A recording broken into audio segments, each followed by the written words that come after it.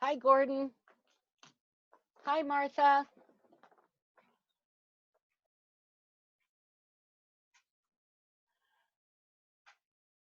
And let me get some settings done here.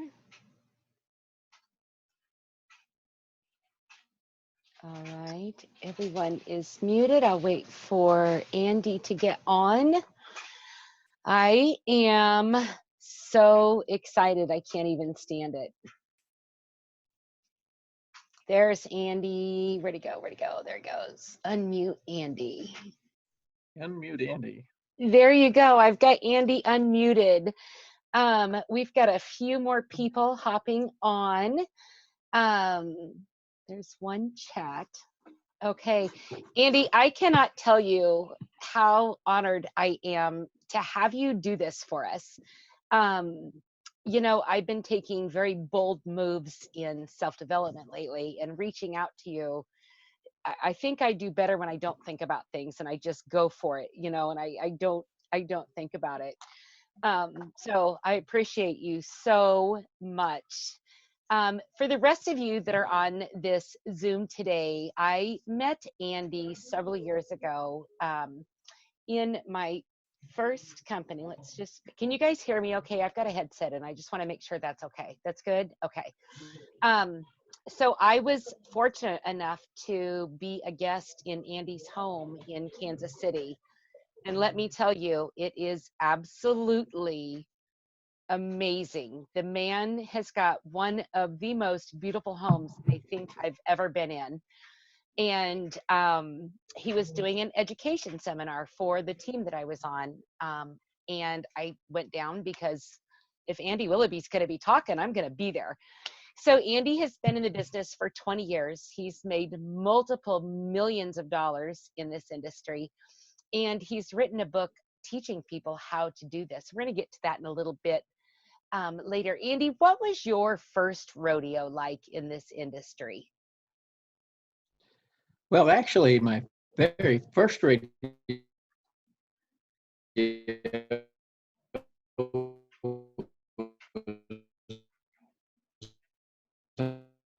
was in my 20s, and I got into the Amway business. You're kind of That was very, very long ago. That was not a couple of years while I was in the business. But it was very first. I don't know if we're kind of getting some feedback on you. is that better? No, it's kind of cutting in and out. Let me take this out. Now try that again. He's frozen.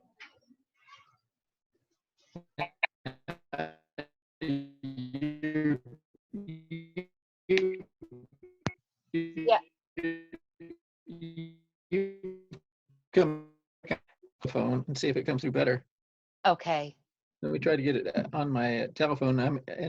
Well, now you sound good. Now I sound good?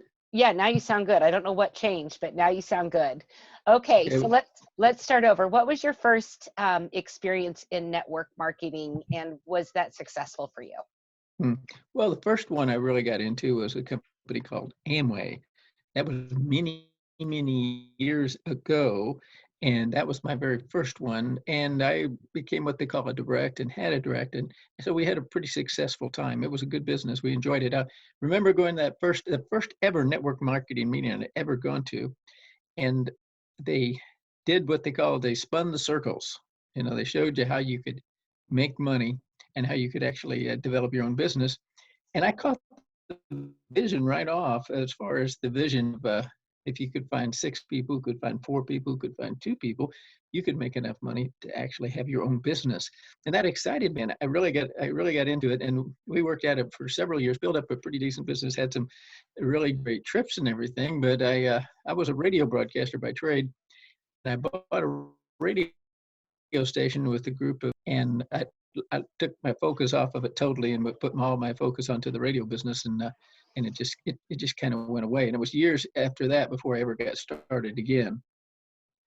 Um, and and when you got started again, it was probably with a different company. You know, I see a lot of people in this industry that give up before they really realize what their full potential is. And what would you say was your biggest breakthrough moment in And building? a lot of different people would talk to me. Oh, did you Yeah, freeze it was a again? different company. Okay, it was a different Now we're company. froze up again. Yep, you did. I want to Um, see if I can pull it on the. I can hear you now. Can you see me? okay. Oh, where'd you go? There you are. Oh, and now you're muted. Hold on, let me unmute you. Okay. Unmute. There we go. Maybe I Okay. should try. Maybe I should uh, try my telephone and Okay. Do you want to try that, and I'll get you back on as soon as yeah. I'll get. What's the meeting ID? That I don't know, but I sent you the link on your phone. Oh, you mean as far as calling in? Well, yeah. It's got it. I just need the ID. Usually it's right at the top. There it is. Hold it. I got it. 594 Okay. Thank you. 089 178. Let's see if that doesn't clear it up. I should be in there showing up twice. Yes, you are. And unmute. There we go. And I'll mute the other one. Oh, Is that a there we better go. vision? That's much better. Thank you, Andy. Okay. So what was your turning point in well, you said you caught the vision right away. Got the vision when I first saw the Amway business, but I let my vision get stolen with another opportunity that I really was excited about and wanted to be part of.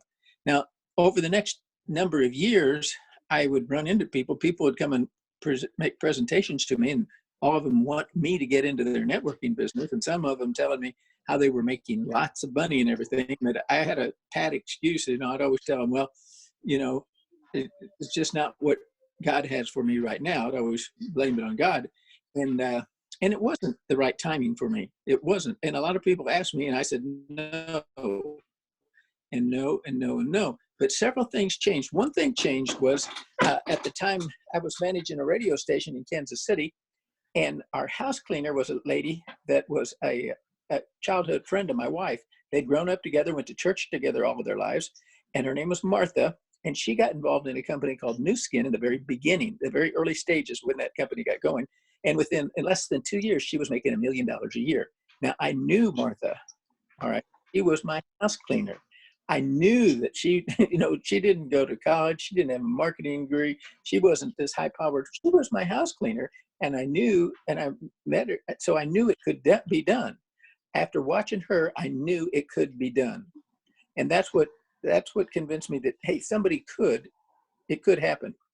Well, but I didn't jump into that one at that time. The timing was still not right for me.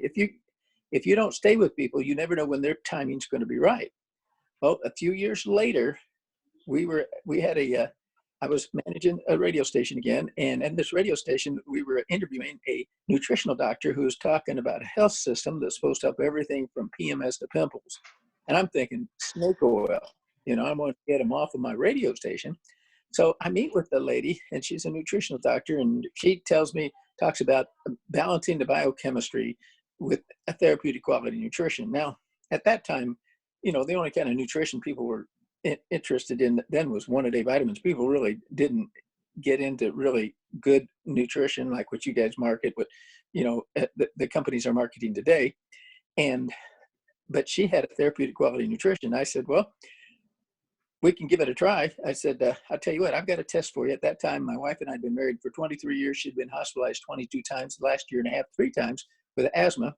Well, she went on this health system. In a week, she was breathing free. In 3 weeks, she was off all of her asthma medication. Now, that's what made us a believer in really therapeutic quality nutrition, real live nutrition, not just the junk stuff you get at Walmart or the grocery store. And she tells me, well, I think maybe I'll sell this stuff, and I'm thinking, now my wife wasn't a salesperson, but she says, I'm going to sell this stuff. I said, well, okay. I'm hoping at this point, maybe she could pay for her own products. Because back then, you guys think you're selling expensive stuff. Now, that system was $300. The first order, it was $300. And I told the gal that, I said, well, maybe I can afford this. But I said, most people can't. Well, my wife got started selling this, and she bought a little bag, and they gave us a little, like a tote bag. It's $800 worth of products, which I thought was pretty aggressive for her to start. But I thought, okay, I could afford it. She got started. She goes off, and in 2 weeks, she sells $2,000 worth of the product. And I'm thinking, well, that's pretty good. She calls me up, says, I'm going to get some more stock. Back when you had to carry stock. Nowadays, you don't carry stock, but had to carry stock. So I say, okay. And she goes off, she calls me, and afterwards, and says, well, I picked up stock. I said, well, how much did you get? She says, $6,000 worth. And I go, you did what? I about fell over. I thought, what is wrong with you? What is this? Is this narcotics? Are you selling drugs? Are you nuts? How are you going to get rid of $6,000? She says, shut up, honey. I'm going to make you rich. And the next 4 weeks, she sold $20,000 worth of vitamins. And then it became our business. And within a year, we were making more money at this part-time home-based business than I was as vice president of a group of radio stations.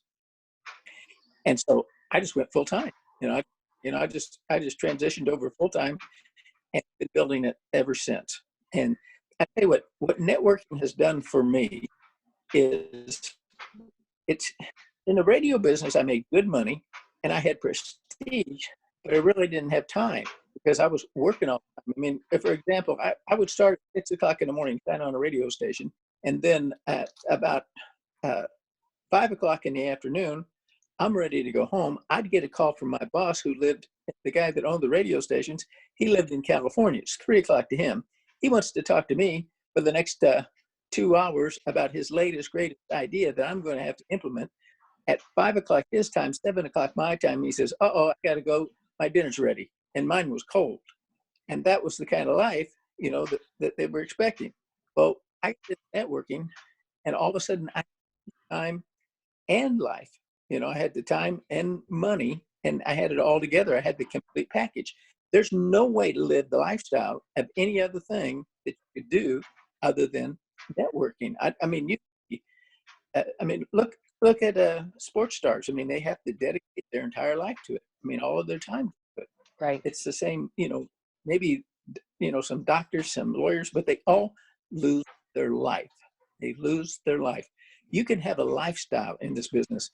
And it always gets me. You go through the grocery store and you'll see people over there buying tickets with practically no chance to survive.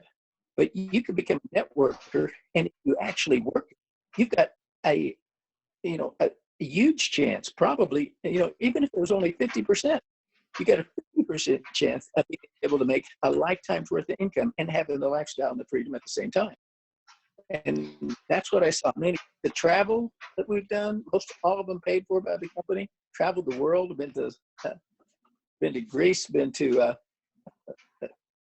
Germany, been to Venice, been to Rome. I've been all over the world, almost all the Hawaiian Islands, all the Caribbean islands, all of the the cruises and all these things, all paid for by the company, tax deductible trips.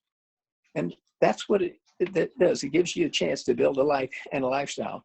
My daughter-in-law, when my son got married, my daughter-in-law asked, she was concerned. She says, what do your parents do?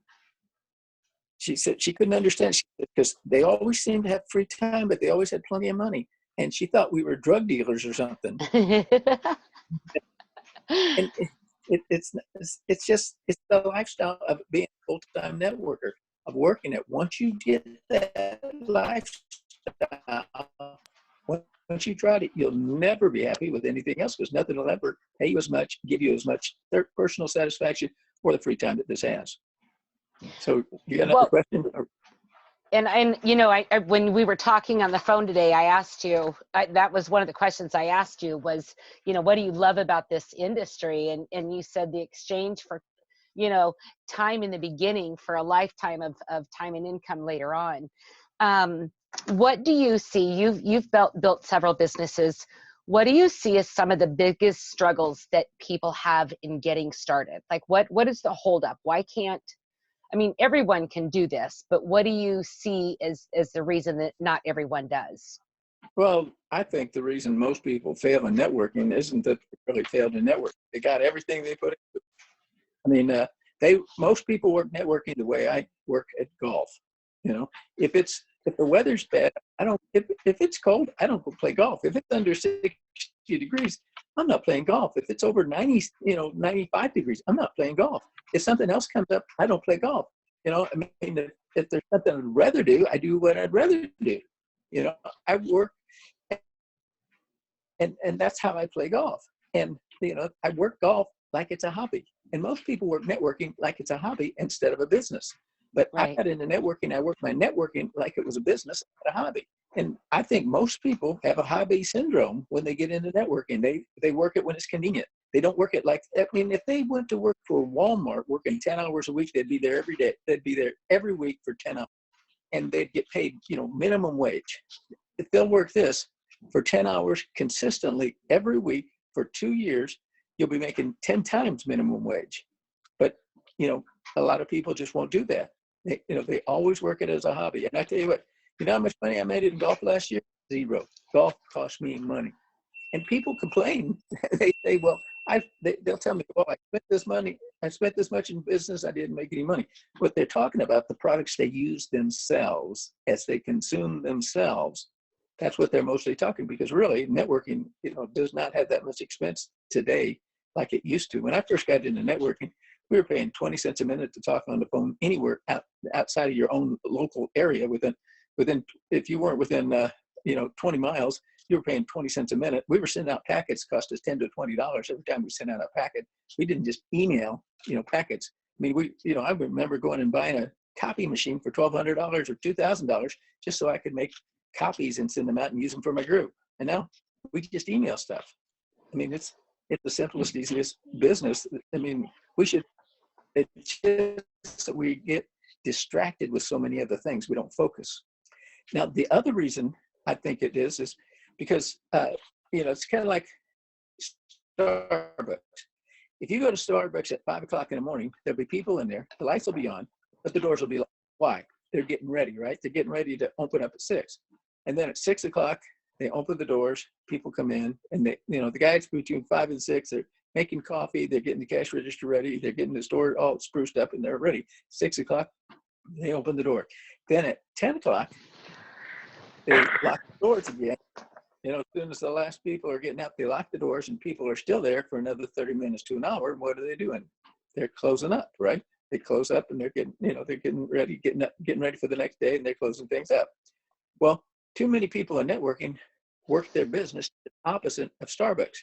Now, can you imagine, what they do is they spend all of their time getting ready and almost none of the time working, because the only time Starbucks sells any coffee is when their doors are open, right? They gotta have coffee ready and their doors are open. Now, the only time your doors are open in network is when you're talking to people about the business and or the products, or helping somebody else do the same. I mean, everything else you're doing, getting ready, it's what's going on between 5 and 6 at Starbucks and 10 and 11. Can you imagine how much money Starbucks would make if they only opened between 5 and 6, and then they got ready from 6 until 10 o'clock that night, and then at 10 o'clock that night they opened for another hour? They'd all go broke, right? But Right. the Starbucks they're all stacked because they're open for business. You're open for business. You got to keep your doors open. And your doors are only open when you're talking to people about the business or the products. And so it's kind of like this thing. So in your book, Mhm. I think several people were reaching out to you to buy this, and I know at least 5 that were invited to this conference call. We're going to reach out to you and buy this from you because you didn't want it on Amazon. In here, it talks about the 3 steps to success. Right. Well, yeah, the 3 steps, everything in there, there's 3 steps for everything. I got 3 steps. I call it my PMA in my PMA marketing system, all right? PMA, P is for prospecting. You got to prospect. I mean, if you're a prospector out there trying to find gold, you'd be out there, you'd have to be out there digging dirt, and you wouldn't dig in the same hole all the time. You'd have to keep expanding that hole, digging new spots. You find one diamond or you find one piece of gold, you got to keep digging another spot. Well, a lot of people, they just don't want to prospect. They are afraid or they're concerned, and they just don't prospect. You have to prospect. And that's what you got to be doing all the time in this business, is prospecting. Always inviting people to, finding people that will look at your business. And look, you don't make anybody's decision. A lot of people think that they've got to become so good at this, and it's not how good you become at it. It's how consistent you are at it. You've got to get out in front of people. The more consistent you are, the better it's going to become. But you have to let people make decisions. You can't just drive it down the neck. Now, the next one, the P is for prospecting, M is for message, deliver the message. So you prospect, you find a prospect, then you deliver the message. We've got so many great ways to deliver the message today. I mean, we can send, probably you've got a ton of videos you can use. You've got all kinds of things you can email. You can do three-way calls, all these ways to deliver the message. Get the message out to the people because, and when you do this, you have to speak within their interests. Because everybody out there is listening to the same radio station. It's WIFM, which is what's in it for me. You have to speak to people in their interest, find out what they want, and help them get it. You can, Zig Ziglar said, you can get anything you want out of life if you're willing to help enough other people get what they want. All right, and the last is ask. You have to ask. Ask and you get, don't you won't. Timid salespeople have skinny kids. You've got to invite, you've got to ask. Can you imagine? Have you ever been to a store and go to Walmart and the lines are so long just to check out? Don't you just hate that? If it's hard to pay for your product, you really hate it and you'll avoid it. I mean, if you went into a store and it was real hard to pay, most people won't just steal something and walk out. If they can't find a way to pay, they'll just put their products down and leave. They'll finally get tired and say, well, this is too much trouble, and I'll find somebody to help me, because they can't find a cash register. If you had a store without a cash register, well, if you don't ask for a decision, you're a store without a cash register. That's what you are. Ask and you get, don't you won't. That's just the way it is. I mean, when you prospect to people, you deliver the message, and then you don't ask them to get in. Well, shucks, you're just a professional visitor. You're not just asking, keep on asking, knocking, keep on knocking, seeking, keep on seeking. Ask and it'll be given to you. Seek and you'll find. Knock and the door will be opened to you. I mean, just keep doing it, and it happens. Right. That is, and people can be so afraid to ask you, and that's what makes it happen. But you right. The thing is, make it just part of your life. Don't be threatening or threatened. Usually, I say, which credit card would you like to use? That's how I ask for the order most of the time. I make a presentation, and they say, well, I'm not ready. And they say, well, I don't know, I'm just thinking. And we talk some more, and they said, well, what credit card would you like to use? Or where would you like to send the products? Are we going to use this address? I mean, it's just asking those simple questions. You don't be threatened or threatening. You ask it very simply. It's just like having a cash register. When you go through there, they say, did you find it? Did you need any help finding anything? Did you find everything you were looking for? That's what people say. Every time you go through the cash register, they're taught to do that. You just say, which credit card would you like to use? Another phrase is, let's do it. When you're talking about somebody getting into business, the biggest 3 words in closing, let's do it. And it's 2 words. Let us do it. All right. So. Yes. And I think that's asking for that sale. And I think one thing too is, you touched on this earlier, the consistency factor. And some people get stuck opening the store without ever opening the door, and reaching out and just saying, hey, can you take a look at this? I really want your opinion. This is something that I really think you need in your life, however your opening phrase is. And it's so hard to start that.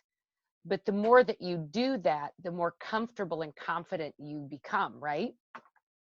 Well, certainly, everything gets better with practice. Everything gets better as you do it.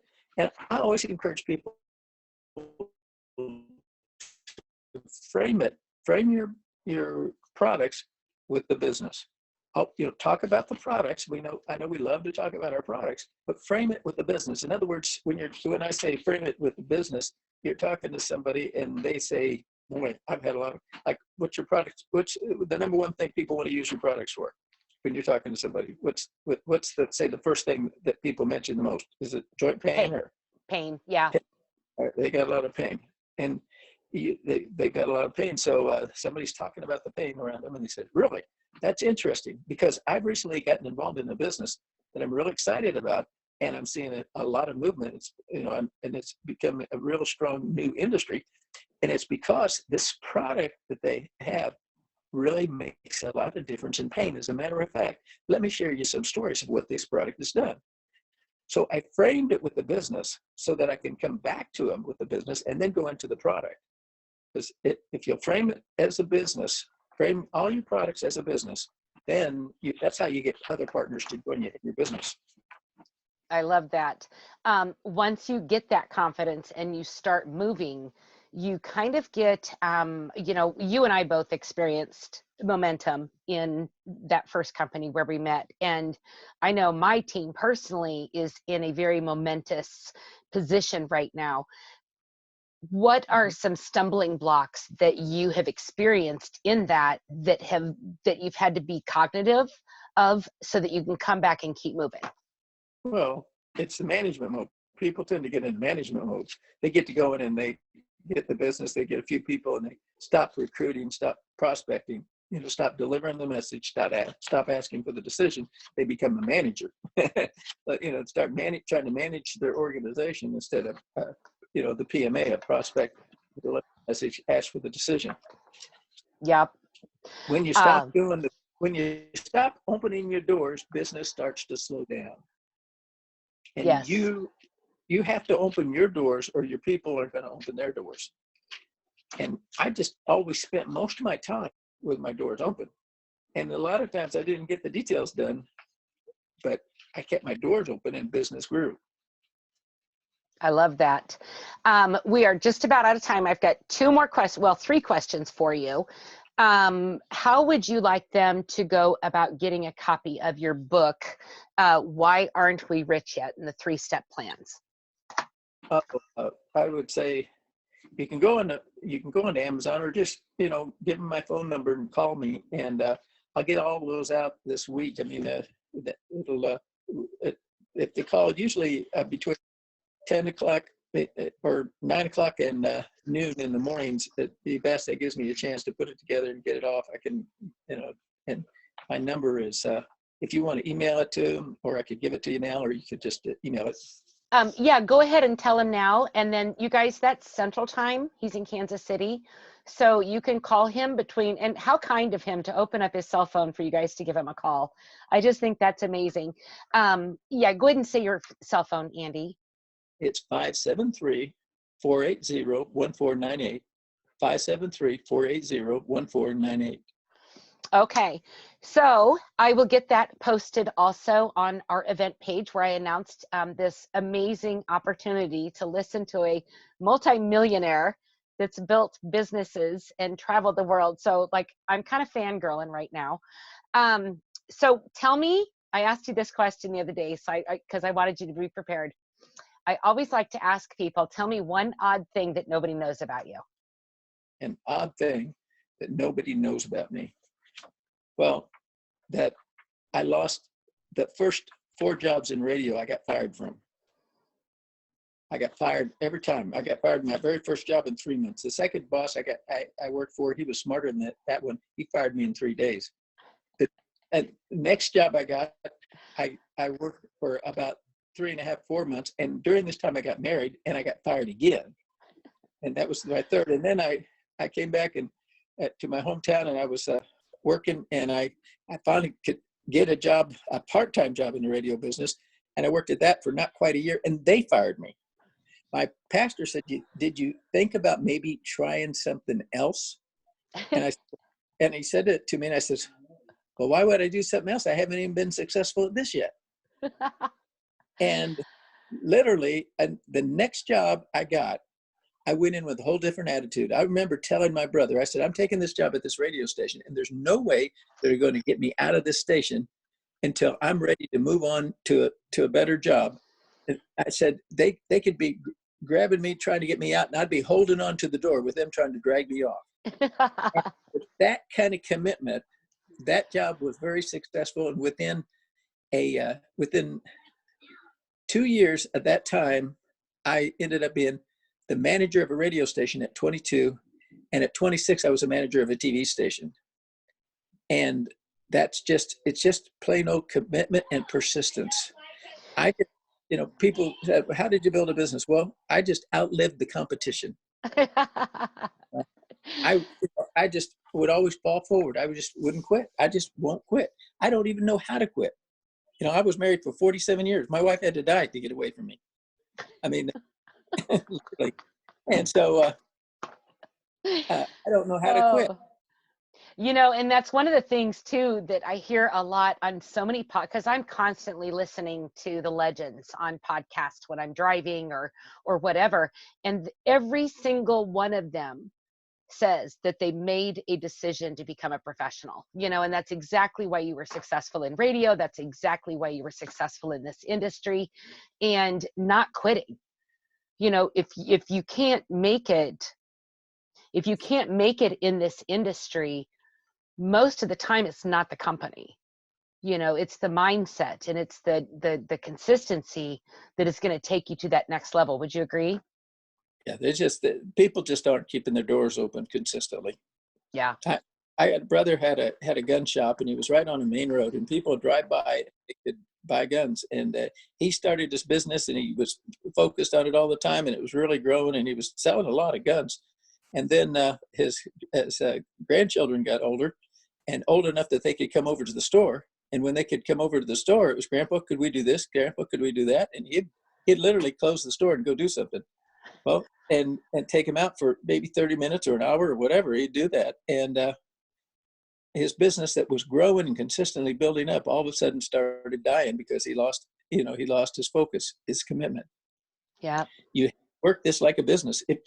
I don't know what your hobby is. Whatever your hobby is, look at your hobby and think about how you work it, and see if you're not making money in networking, isn't that the same way you're working your hobby? You're working your networking job like your hobby. Anything that comes up means you don't work that day. You don't do it. You don't do what was doing, or you don't have your doors open. You're always making a new brochure. Yep. That's perfect. Is there any last thing that you want to leave? We've got several teams on this call, leaders from across the company. Any last thing that you want to say? Well, this isn't a business that you see it, I'll believe it when I see it. This is a business that you'll see it when you believe it. A farmer would never plant seed if he didn't. He'd never plant anything if he didn't really believe it was going to happen. You've got to convince yourself it's going to happen. Now, my mother-in-law was the first one that I saw really got into this business at 58 years old after a 40-year abusive marriage. She was out on her own all by herself. She didn't have a high school education. Only job she'd ever had in her life was 8 months as a telephone receptionist, and she got into networking. 8 months later, she was making 4 times as much money networking than she was as a telephone receptionist. She quit and she went full time. All right. Now, she at 72, she started the last business. By the time she was 75, she was making more money than most bank presidents. At 79, she says, I'm tired. I think I'll take a nap. She closed her eyes and woke up in heaven.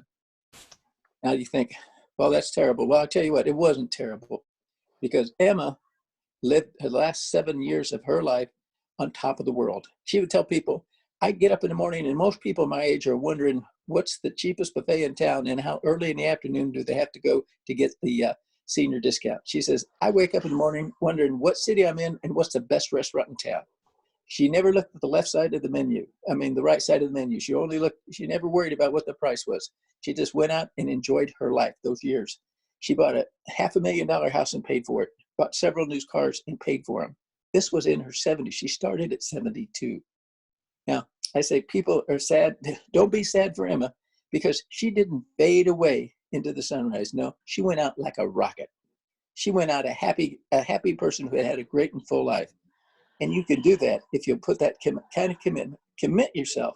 Decide you're going to do it. Believe it, and then you're going to see it.